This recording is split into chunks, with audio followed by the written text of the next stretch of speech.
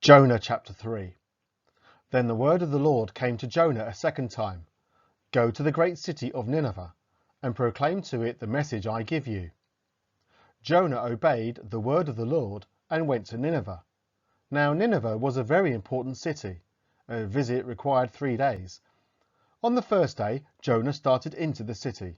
He proclaimed, 40 more days and Nineveh will be overturned. The Ninevites believed God. They declared a fast, and all of them, from the greatest to the least, put on sackcloth. When the news reached the king of Nineveh, he rose from his throne, took off his royal robes, covered himself with sackcloth, and sat down in the dust. Then he issued a proclamation in Nineveh. By the decree of the king and his nobles, do not let any man or beast, herd or flock, taste anything. Do not let them eat or drink. But let man and beast be covered with sackcloth. Let everyone call urgently on God. Let them give up their evil ways and their violence. Who knows? God may yet relent and with compassion turn from his fierce anger so that we will not perish.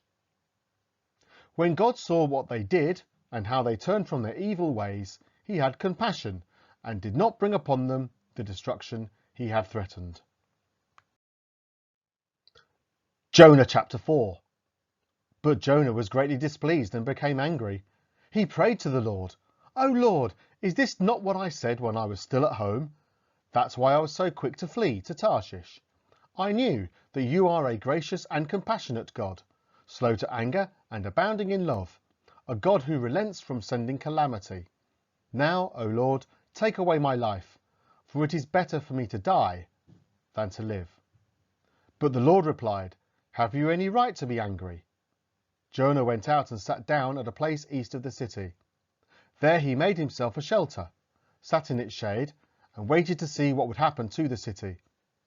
Then the Lord God provided a vine and made it grow up over Jonah to give shade for his head to ease his discomfort. And Jonah was very happy about the vine. But at dawn the next day, God provided a worm, which chewed the vine so that it withered.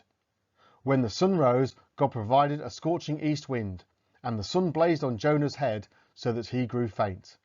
He wanted to die and said, "It would be better for me to die than to live." But God said to Jonah, "Do you have a right to be angry about the vine?" "I do," he said. "I am angry enough to die."